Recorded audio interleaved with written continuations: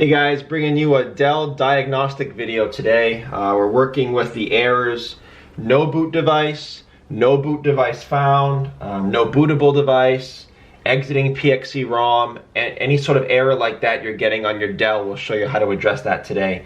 If I see people leaving the same questions a lot, I put them in the description under frequently asked questions, so check out that first. It could save you some time. If you don't see your question there, if you get lost at any point, if something's not what you expected, and you don't see a question, leave a comment. I try to get back to you at least a couple times a day. Now again, we're fixing those errors in this video. If your computer is restarting itself and booting up over and over again, that's a boot loop video. That'll be video number 1 in the description down below. And if your computer turns on but your screen stays black, that's a black screen fix. That's video number 2 in the description down below. So we're here for those errors that we just mentioned. Now the first thing you want to do is turn your computer off. You can either hit shutdown, you can hit your power button, hold it down. It's called a forced shutdown. Or if your computer won't turn off at all, unplug your charger, take your battery out, get your computer off.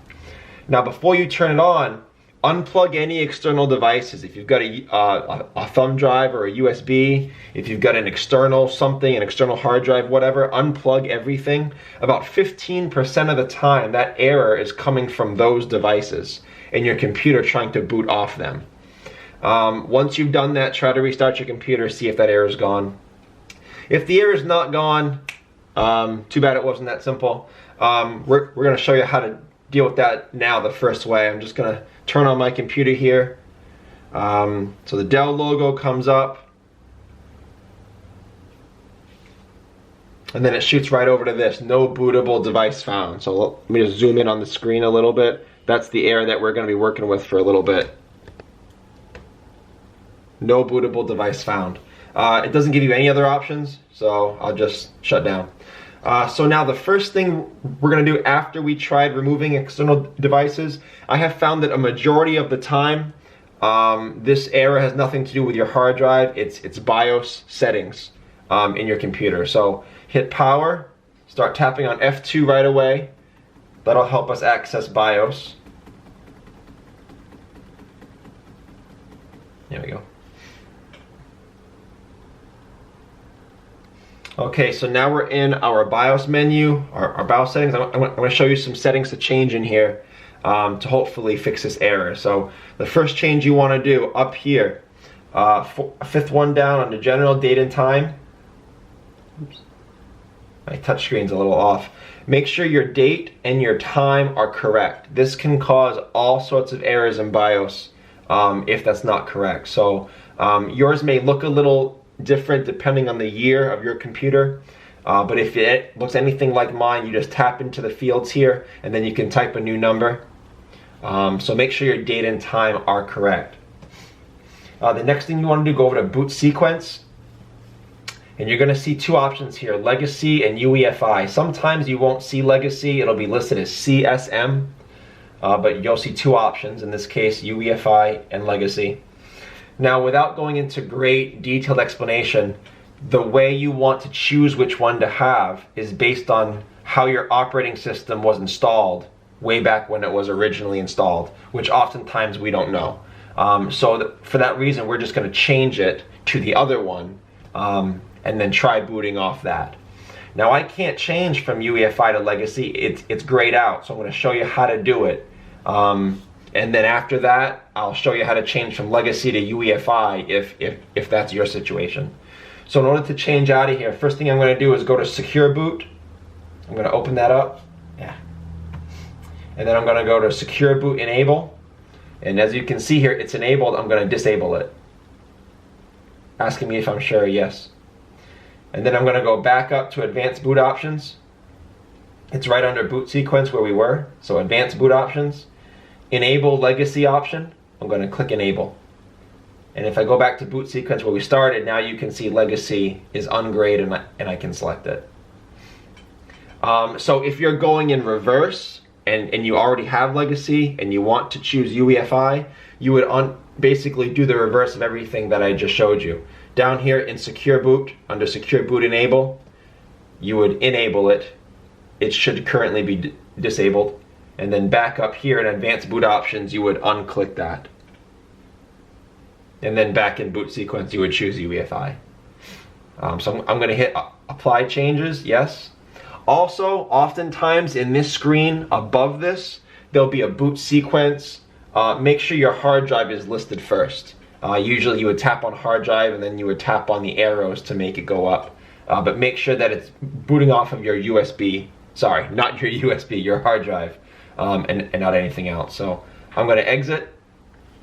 After saving those changes, and my computer should just shut down and then reboot. So I'll get my Dell logo, and then instead of the no boot device error, Windows should start loading at this point. Because I know my hard drive is good. I know that it was BIOS settings in this, yeah. So Windows is loading up. My hard drive is fine. So I'm gonna force shut down this computer because I want to show you what to do if you think it is your hard drive. Just hold the power button down, okay, it's off. Now, if for some reason you think it is your hard drive, try this step first. If your hard drive's been making a lot of noises lately, or if you think it's bad for some reason, try this step first. Or you could try this step now after you've tried your BIOS options. So Dell laptops, you may or may not know this, they come pre-installed with diagnostic software. It's one of the things that's nice about Dell. So to access that, you hit your power button, start tapping on F12 for most Dells.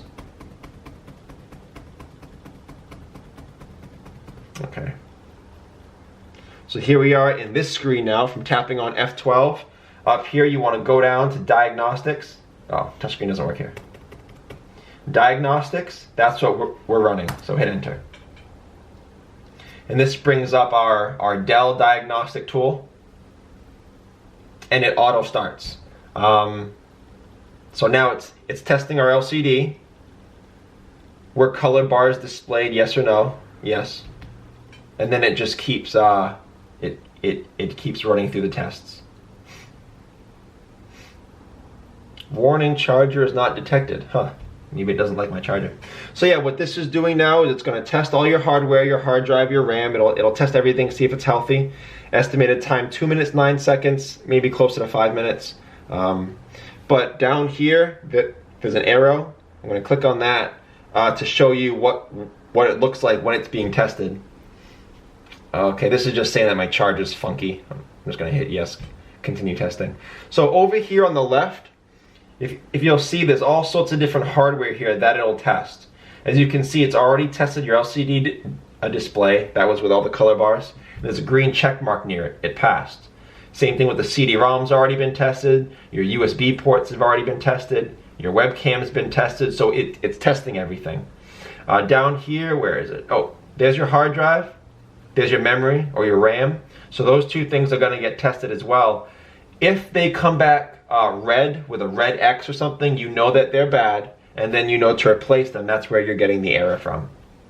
Little side note, if they are bad, if your hard drive or RAM comes back as failing this test in any way, try reseating it first or replugging it in. Unplug them and then just plug them in right, make sure they're secure and plugged in the correct way, and then try the test again. If the test still comes back bad, then you have to swap out your hard drive or your RAM. We'll have below a video on how to find the correct RAM to purchase, as well as a hard drive. A hard drive is fairly easy. Most laptops take a 2.5-inch SATA hard drive, SATA, and then you can buy whatever size you want, 500 gig, terabyte, whatever you want. So yeah, so this is the testing screen.